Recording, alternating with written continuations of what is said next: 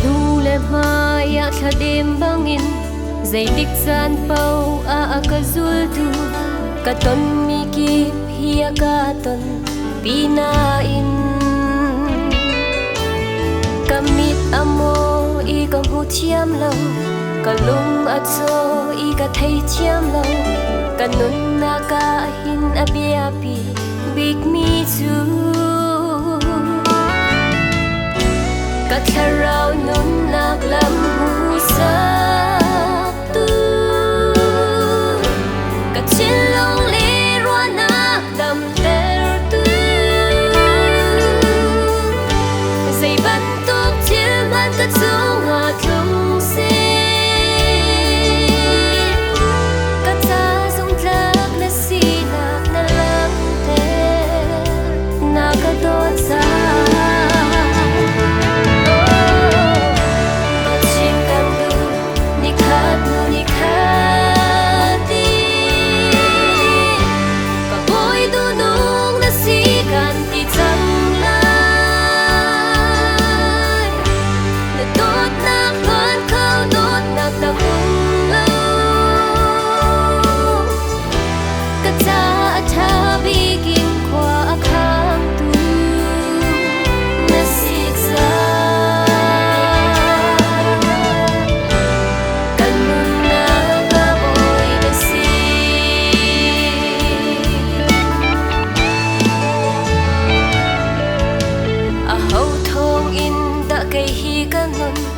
a hau thong in da ke hi ka dam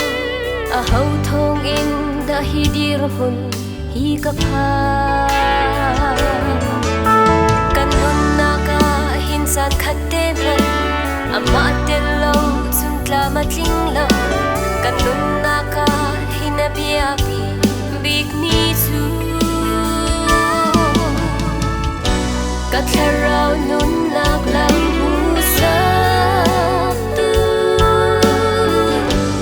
chin long le ro nak dam ter tu say ban tok chil man ka chung a tlung se ka cha sung tlak na si nak na lang te na ka dot sa ho dot chi kan du ni khat nu ni khat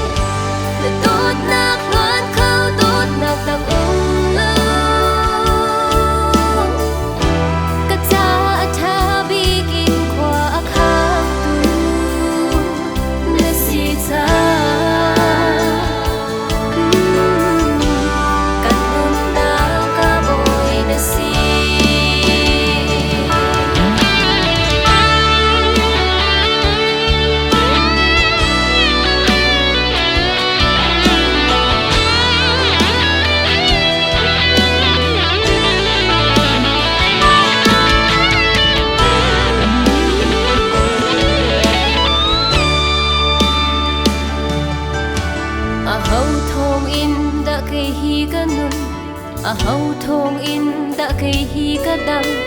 a hau thong in da hi dir hun hi ka pha kan nun na ka hin san khat te man ama